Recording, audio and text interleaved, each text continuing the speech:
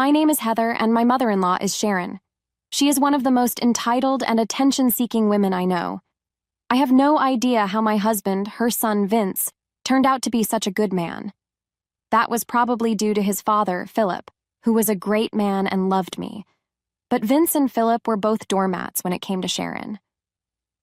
Why can't I wear a white dress to your wedding? I am the mother of the bride and should get some attention too. Why do you have to be so selfish and hog the limelight? I should be allowed to wear what I want. That's what my mother-in-law said to me when I vetoed the white wedding dress she was going to wear at my wedding. Sharon had a habit of sabotaging people's big days to get the limelight on herself. When people criticized her, she started to cry and victimized herself so that she is forgiven. Yes, she is a narcissist, but she refuses to get checked. Vince and Philip ignore her because they think it's less drama that way. So Sharon got a free pass to harass me and everyone else in her life. After sabotaging my big days and relationship milestones, she was now attempting to wear a white, sparkly wedding dress to my wedding to Vince. Yes, it was from a bridal boutique, and yes, she actually bought that thing without consulting anyone. She was not happy when I said, "Look, I get it that you are the mother of the groom and want to look good, but the invites clearly say that no one else can wear white, let alone a wedding dress. You are being a bride stealer, Sharon." Heather, this is no way to speak to your mother-in-law.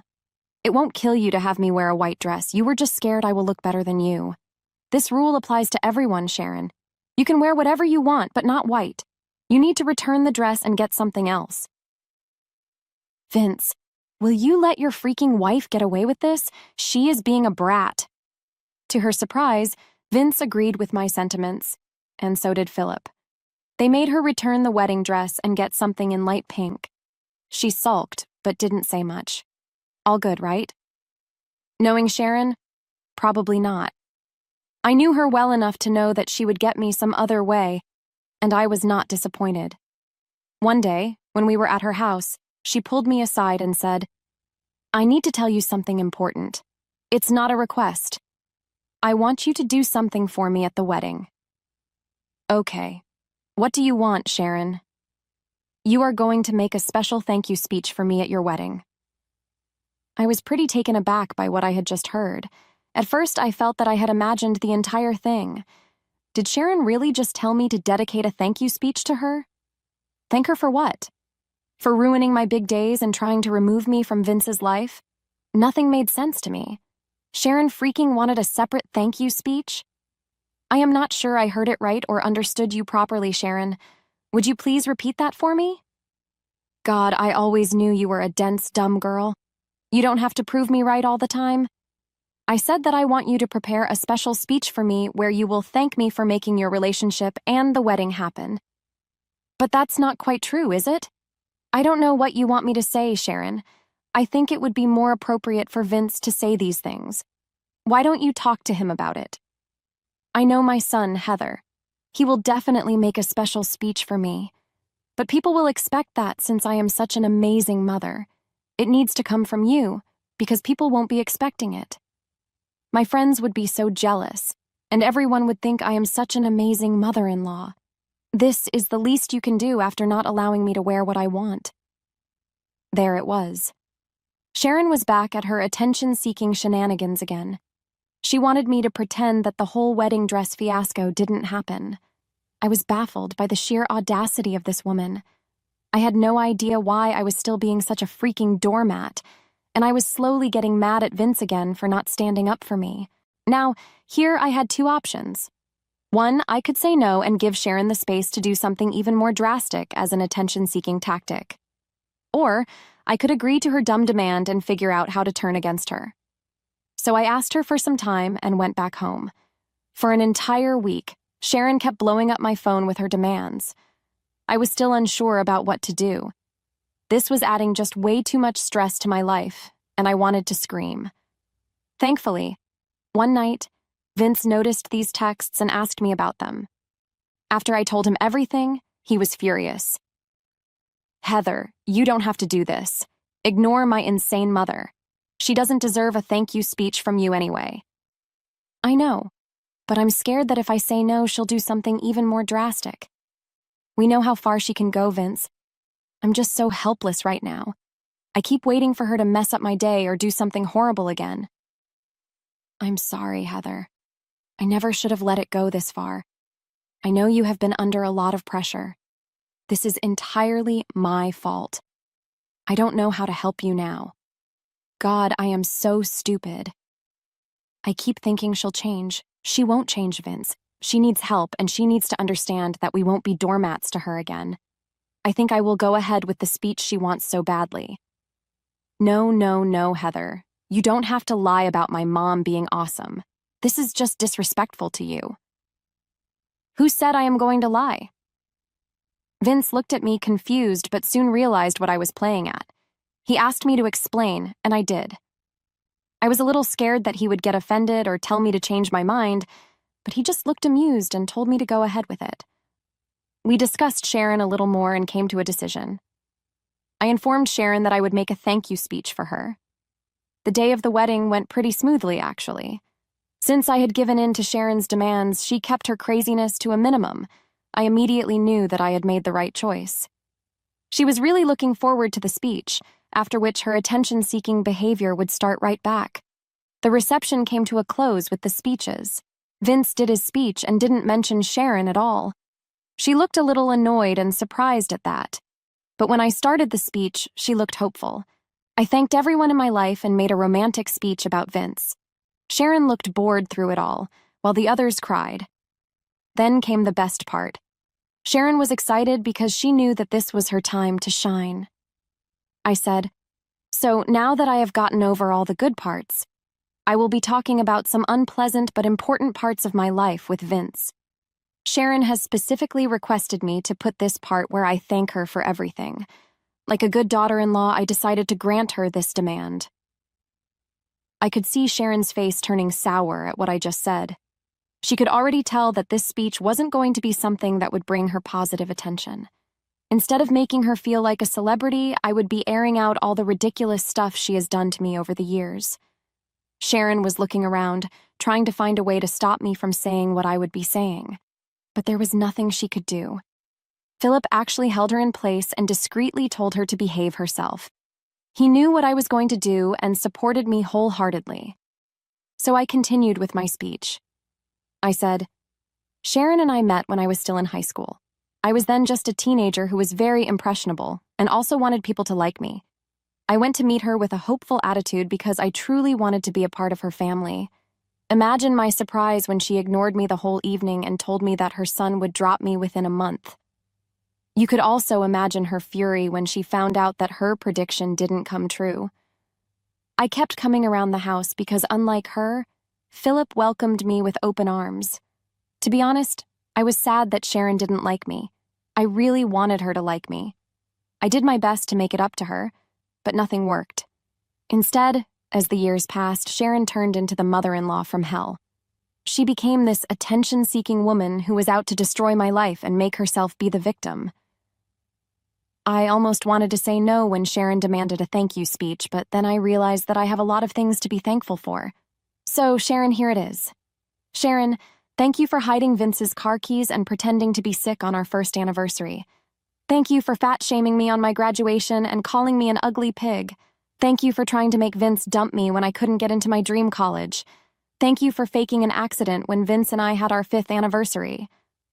Thank you for insulting me and making me cry in front of my friends at my college graduation.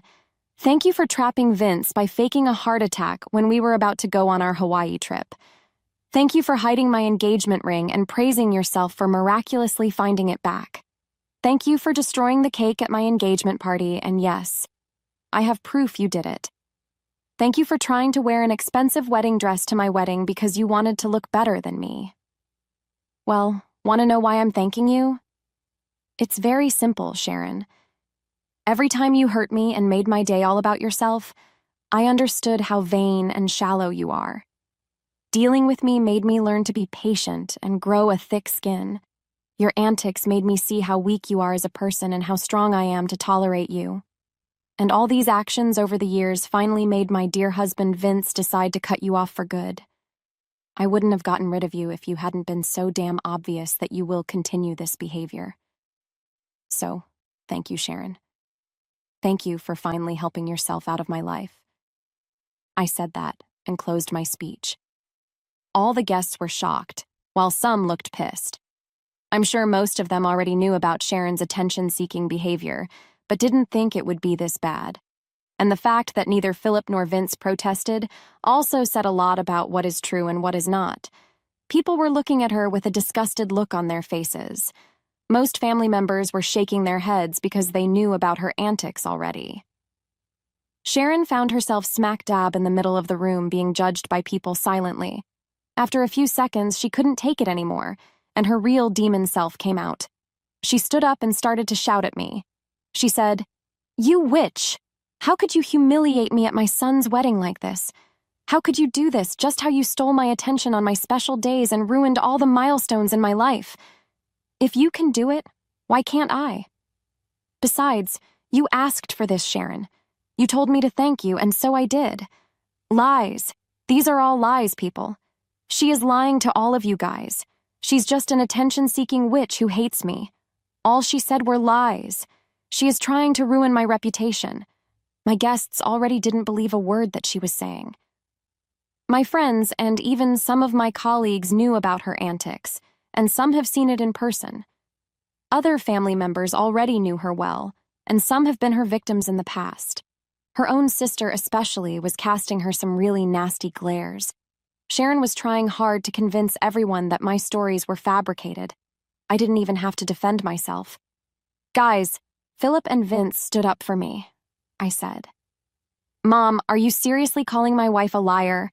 I was there when all this stuff happened. I was the one whose attention you wanted most of the time. How can you say Heather is lying? Sharon, you need to own up to your mistakes and take responsibility. Most of the people here have seen your behavior up close. Almost everyone knows that what Heather said is true. The rest, you don't know. Know it today. How dare you to take Heather's side?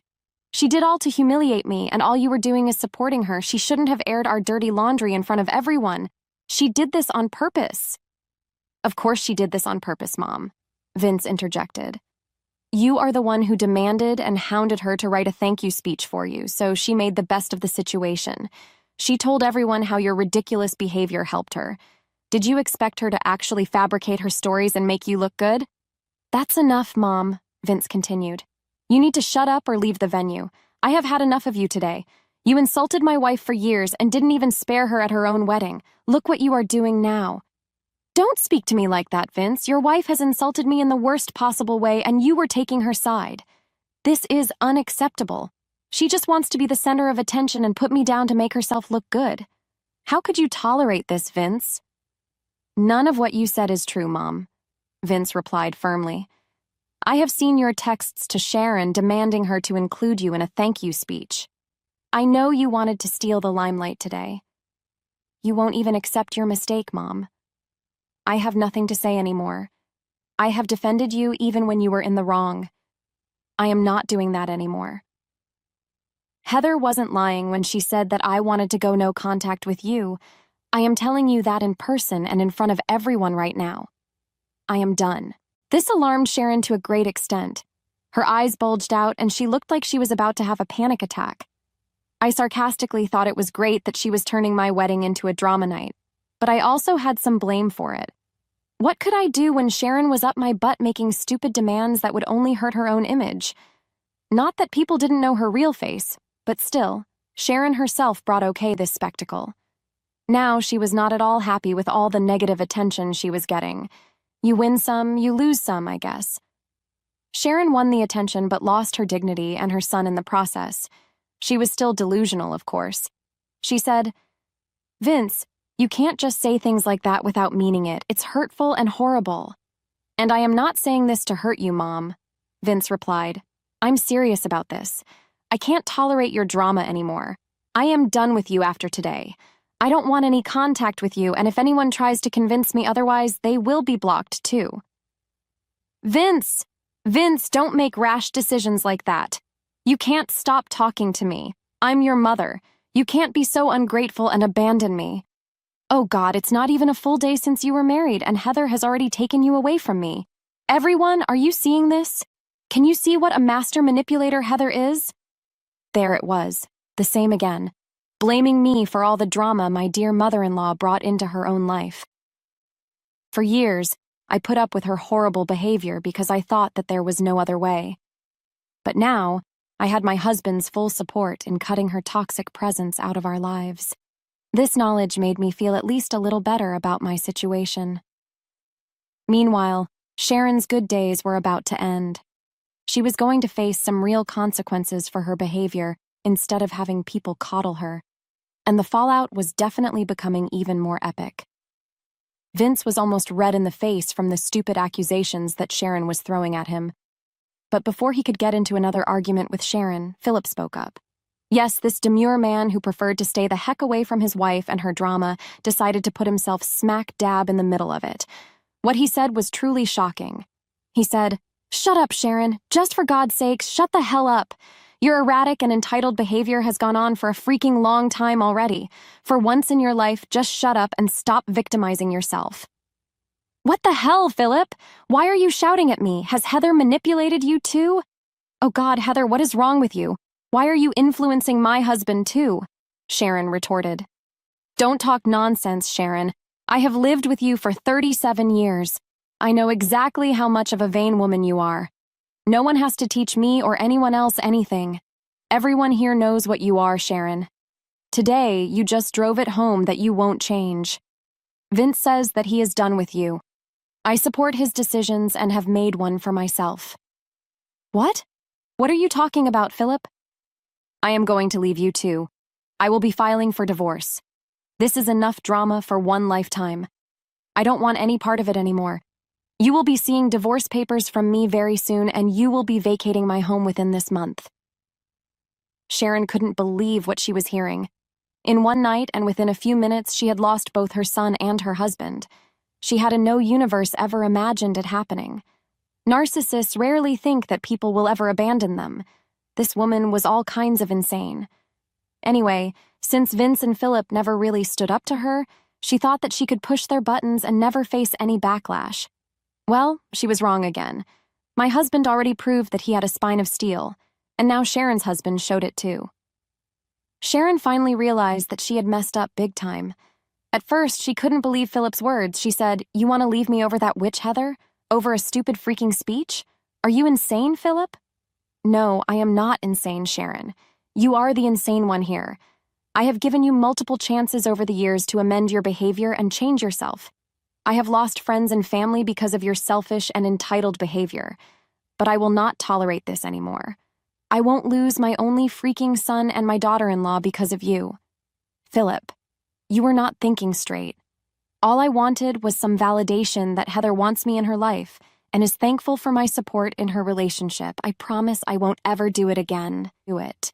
Heather, Heather, Heather, this is all I hear from you, Sharon. All you do is blame Heather for your freaking mistakes. You want to portray this as a one-time thing. You want to say that Heather is the one who intentionally spoiled your image. Okay then, let me prove you wrong. Everyone here who knows us, would you like to remind my crazy soon-to-be ex-wife here of any stories you have about her behavior? I wasn't mad at all. This was the wedding of the century. Almost all my guests who knew Sharon had something or the other to say about her. Yes, they all had some crazy stories where Sharon intentionally sabotaged their big days or exposed her attention-seeking behavior. Family members had the worst stories, of course. I was slowly realizing why the extended family never kept much contact with Philip and Sharon, or even Vince. They only resumed contact with me and Vince after we got into a relationship. Turns out, they were tired of having to deal with Sharon's behavior, so they decided to stay away. Hell, even Sharon's own friends, whom she made me forcefully invite, had some bizarre stories about her sabotaging behavior. Everyone had a field day reminding Sharon about what she had done. She was overwhelmed and started to cry and apologize to everyone. Philip said to Sharon, "Now, do you have any more doubt about why I'm leaving you?" "Philip, please. I know I have done some horrible things in life, but I will change. Please don't do something so drastic. Vince, please ask your father to consider your poor mother." "You are not some poor mother, Mom. And no, I support Dad completely, so I am not going to make him change his mind. You are on your own." Sharon was stuck apologizing to the crowd while also begging and pleading with both Vince and Philip for forgiveness. The guests were disgusted at her antics. She even tried to ask me for forgiveness, but I just moved away from her. In the end, everyone's words became too humiliating for Sharon to handle, so she cried and ran out of the venue. No one went after her. After her departure, our party continued as usual. The reception was almost done, so it's not like any part of my wedding got spoiled. The guests didn't mind the drama, and neither did I. As the days passed, Sharon realized that both Vince and Philip meant every word they said. Vince and I blocked her on all our social media and phones. She was turned away from the door when she came begging and crying for help. Why was she asking us for help? Well, as Philip said, he was divorcing Sharon and making her homeless. The house belonged to him because it was a part of his inheritance, so it was not a marital asset. Philip and Sharon both had jobs, so there is no case for alimony either. Sharon would soon be homeless and wanted us to take her in or something since she was busy spending her money on beautifying herself. She had almost zero savings and couldn't even afford a lawyer anymore. That made me chuckle a little when I remembered how she always put me down for dressing and living plainly. I guess living in opulence was finally catching up to her. Yes, Sharon did recognize her wrongs, but it was hard to tell. People like her need their heads examined, and we didn't stick around anymore to find out if she did. A year has passed since Philip divorced her, and he is already dating an amazing woman. Vince and I got a promotion at our jobs and finally bought a new house. Thankfully, Sharon has stayed away from us. Actually, she does call and text sometimes, but we never answer. She has moved in with a distant relative of hers because she was the only one who offered her any sort of assistance. She now lives far away in a different state, and I hope she never comes back.